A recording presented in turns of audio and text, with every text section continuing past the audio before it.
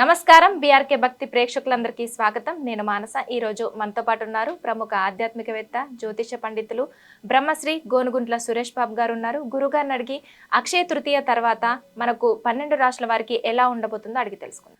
నమస్కారం గురుగారు. నమస్కారం అండి. గురుగారు, ద్వాదశ రాశిలో తులారాశి వారికి మే నెలలో ఎలా ఉండబోతుంది? మనం మే మంత్ తులారాశి వాళ్ళ యొక్క రాశి ఫలాలు చూద్దాం ఎలా ఉందో. అయితే మే మంత్లో యొక్క ముందు ఆ మంత్కు ఉన్న విశిష్టత మనం తెలుసుకుందాం. ఈ మంత్ కనుక మనం చూసుకుంటే ఇది వైశాఖ మాసంతో చతుర్దశితో స్టార్ట్ అవుతుంది. వైశాఖ మాసం అనగానే మనకి ఇది పుణ్యమాసము అని మనకు చెప్తారు. అంటే ఈ పుణ్యమాసంలో మనము ఇది అత్యంత విష్ణుమూర్తికి ప్రీతికరమైన మాసము. ఈ మాసంలో మనకి బుద్ధ పూర్ణిమ కూడా వస్తుంది. అగైన్ బుద్ధుడికి సంబంధించి, గురువుకి సంబంధించింది ఎంతో ముఖ్యమైనది, ఉత్తమమైనది అని మనం చెప్పుకుంటాం. ఈ వైశాఖ మాసం యొక్క విశిష్టత ఏమంటే ఇందులో ఉదక దానం అంటారు. అంటే మంచినీటిని దానంగా ఇవ్వటం వల్ల విష్ణులోకం ప్రాప్తిస్తుంది. దాన ధర్మాలు కనుక ఎక్కువగా చేస్తే అత్యంత ఫలితం ఎక్కువగా వస్తుంది. అంతేకాకుండా ఈ మాసంలోనే మనకి అక్షయ తృతీయ కూడా వస్తుందన్నమాట. ఈ అన్నింటిని కనుక పరిశీలన చేస్తే ఎలాంటి నక్షత్రం వాళ్ళైనా, ఎలాంటి రాశి వాళ్ళైనా కనుక ఈ మాసంలో కనుక నీటిని కనుక దానం చేయగలిగితే అది మనుషులకు కానీ, పక్షులకు కానివ్వండి, పశువులకు కానివ్వండి ఎంతో పుణ్యఫలం, ఎంతో మనకి విష్ణులోకం ప్రాప్తిస్తుంది అని చెప్పేసి మనకు పురాణాల్లో చెప్పి ఉన్నారు.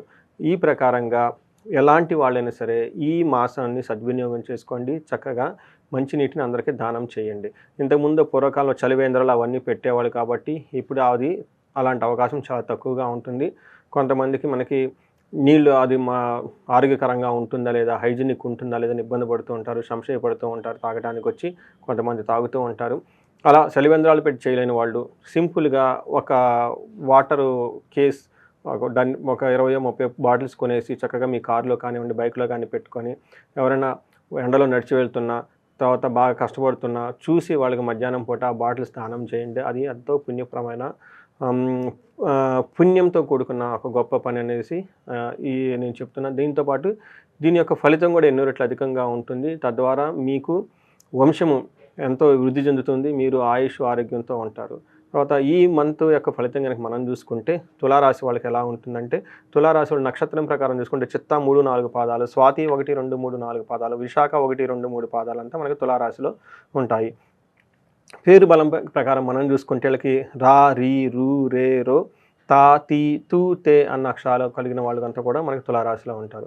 మనం ప్లానెటరీ యొక్క స్థితిని కన్సిడరేషన్ చేస్తే ఈ రాశి వాళ్ళకి సూర్యుడి సంచారం వృషభ రాశిలో, బుధ సంచారం మేషరాశిలో, శుక్ర సంచారం మీనరాశిలో ఉన్నాయి. కుజుడు వచ్చేటప్పటికి మనకి కర్కాటక రాశిలో ఉన్నారు. అంతేకాకుండా ఈ మే మంత్లో వేరే 3 ముఖ్యమైన ప్లానెట్స్ కూడా మారనున్నాయి. ఒకటి గురువు, రెండోది రాహు, కేతువులు. ఈ 3 గ్రహాలు కూడా మే 14, మే 18 మారుతూ ఉండటంతో ఓవరాల్గా కనుక చూసుకుంటే తులారాశి వాళ్ళకి ఎలా ఉండబోతుందో మనం చూద్దాం. ఈ మంత్ ప్రకారం కనుక చూసుకుంటే మే మంత్ వాళ్ళకి, మేషరాశి వాళ్ళకి ఎలా ఉండబోతుందంటే ఇందులో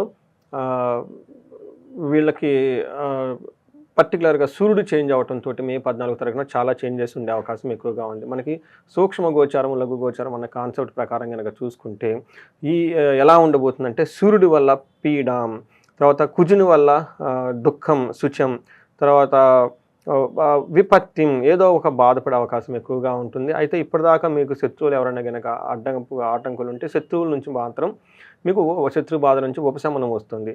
ఈ ప్రకారం కనుక చూసుకుంటే తులారాశి వాళ్ళకి దాదాపు చాలా జాగ్రత్తగా ఉండాల్సిన టైము, ప్రతికూలంగా ఎక్కువగా ఉండే అవకాశం ఎక్కువగా ఉంది. పర్టికులర్గా సూర్యుడు కనుక మనం చూసుకుంటే వీళ్ళకి 8th హౌస్లో ఉండటం వల్ల మనకి మహర్షులు సంస్కృతంలో ఏం చెప్తారంటే దుర్దేశ శత్రు సంవాతో గమనాగమన వెద దుఃఖ వార్తాశ్రుతం చైవ అష్టమస్తే యథారవి. 8వ ఇంట్లో కనుక సూర్యుడు ఉంటే ఏమవుతుంది అంటే దుర్దోష, చెడు ఉద్దేశం మనకు కలిగి చెడ్డ పనులు చేయాలని ఆలోచన ఎక్కువ వస్తుంది.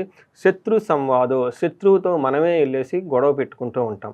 అంతేకాకుండా గమన వెద, వచ్చేటప్పుడు పోయేటప్పుడు ప్రయాణాలు చేసేటప్పుడు అవి వృధాగా ఉంటాయి. అంటే ఒక ఫ్రూట్ఫుల్నెస్గా ట్రావెల్స్, జర్నీస్ చేయాల్సి ఎక్కువగా ఉంటుంది. దుఃఖ వార్తాశ్రుతం చేయవ, మీకు దుఃఖం కలిగే ఒక వార్త అయిన అవకాశం ఎక్కువగా ఉంటుంది. కొంచెం జాగ్రత్తగా ఉండాల్సిన మంత్ అని మనం చెప్పుకుంటాం. అంతేకాకుండా ఇది 2వ ఇంట్లో దృష్టి ఉండటం వల్ల ధనానికి సంబంధించిన విషయాల్లో, కుటుంబానికి సంబంధించిన విషయాల్లో భయం గొలిపే సంఘటనలు ఎక్కువ జరిగే అవకాశం ఎక్కువగా ఉంటుంది. అయితే మనకి అదంతా మనకి సూర్యుడు మనకి ఉండే గ్రహం. సూర్యుడు వల్ల సూర్యుడు మనకి ప్రతికూలంగా కలిగించే పరిస్థితులను మనం తెలుసుకోవాలి. అయితే కుజుని వల్ల 10వ ఇంట్లో ఉండటం వల్ల 1వ ఇల్లు 5వ ఇంట్లో దృష్టి చూడటం వల్ల వీళ్ళకి ఎలా ఉంటుందంటే, 10వ ఇంట్లో కుజుడు ఉంటే మనకి సంస్కృతంలో మహర్షులు ఏం చెప్తారంటే, నిత్య క్లేశ సదా వ్యాధి సదా భోజన దుర్బలం సదా సంచార ఉద్యోగం దశమస్తే భవే ధారాసుతే. దీని ప్రకారం ఏంటంటే నిత్య క్లేశం 10వ ఇంట్లో మార్స్ ఉండటం వల్ల జాబ్ రిలేటెడ్ మ్యాటర్స్లో కొంచెం ఇబ్బంది పడే అవకాశం ఎక్కువగా ఉంటుంది. సదా సంచార ఉద్యోగం, అప్పటిదాకా కంఫర్టబుల్గా కూర్చున్న వాళ్ళు మీరు అటు ఇటు పరుగులు పెడుతూ టెన్షన్గా వర్క్ చేయాల్సి వచ్చిన అవకాశం ఎక్కువగా ఉంటుంది. సదా భోజన దుర్బలం, టయానికి భోజనం చేయకుండా ఇబ్బంది పడే అవకాశం ఎక్కువగా ఉంటుంది. నిత్యం ఏదో ఒక నిత్య క్లేశ బాధపడుతూ ఉంటారు. ఇవన్నీ ఉద్యోగానికి సంబంధించిన మ్యాటర్స్లో ఎక్కువగా డిస్టర్బెన్స్ ఉండే అవకాశం ఎక్కువగా ఉంది. అయితే ఫస్ట్ హౌస్లో 5th హౌస్లో ఉండటం వల్ల వాహనాల వల్ల గాయాలు, మాట పట్టింపులు, అధికారులతో గోప్పడే అవకాశం ఎక్కువగా ఉంటుంది. 5th హౌస్లో కూడా దృష్టి ఉండటం వల్ల అకాల భోజనం చేయటము, శత్రు బాధ, తర్వాత సంతానం వలన మనస్తాపం జరిగే అవకాశాలు ఇవన్నీ ఎక్కువగా ఉంటాయి. ఒక రకంగా చూసుకుంటే వీళ్ళకి 10th హౌస్లో కుజుడు ఉండటం వల్ల కొంచెం ఇబ్బందికరం ఉండే పరిస్థితులుగా ఉన్నాయని చెప్పుకోవాలి. అయితే వీళ్ళకి శుక్రుడు ఏ విధంగా మనం చూస్తే, శుక్రుడు 6th హౌస్లో ఉండి 12వ ఇంట్లో ఉండటం వల్ల కూడా శుక్రుడు వల్ల కూడాను వీళ్ళకి గ్రహస్థితి అనుకూలంగా లేదు కాబట్టి కొంచెం జాగ్రత్తగా ఉండాలి. పర్టికులర్గా కనుక మనం చూసుకుంటే ఏ విషయంలో బాగుండాలంటే, విరోధ శత్రు పీడాం జ్ఞాతీనాం చ విరోధ ఆయాసో ధారపుత్రద్వేష్టే భృగునందనే 6వ ఇంట్లో కనుక భృగుడు నందన అంటే శుక్రుడు కనుక ఉంటే ఏమవుతుంది, విరోధం శత్రుపీడ, విరోధం పెరుగుతుంది, శత్రువులతో వైరం ఎక్కువగా కలుగుతుంది. జ్ఞాతీనాంచ, కుటుంబంలో కూడా వివాదం జరిగే అవకాశం ఎక్కువగా ఉంటుంది. ఆయాసో ధారపుత్ర, ఆయాసపడంగా ఉంటుంది, టైర్సమ్గా ఉంటారు. పుత్రులతోటి భార్యలతోటి గొడవ పడే అవకాశం ఎక్కువగా ఉంటుంది. ఇది మనకి శుక్రుడు కూడా వీళ్ళకి అనుకూలంగా లేరు కాబట్టి కొంచెం జాగ్రత్తగా ఉండాలి. అయితే వీళ్ళకి లవ్, రొమాన్స్, ప్లేజర్స్, భార్యాభర్తల మధ్య అన్యోన్యత, తర్వాత శుభకార్యాల గురించి ఖర్చులు, ఇట్లాంటి విషయాల్లో చాలా అనుకూలంగా ఉంటుంది. 12వ ఇంట్లో శుక్రుడు ఉండటం వల్ల శుభకార్యాల మూలంగా ఖర్చులు ఎక్కువ అవకాశం ఎక్కువగా ఉంటుంది. ఒక రకంగా మనం చూసుకుంటే తులారాశి వాళ్ళకి అంత అనుకూలంగా లేదు, కొంచెం జాగ్రత్తగా ఉండాల్సిన మే మంత్ అని మనం చెప్పుకోవాలి. నక్షత్ర ప్రకారంగా మనం చూసుకుంటే ఇందులో 3 నక్షత్రాలు ఉంటాయి.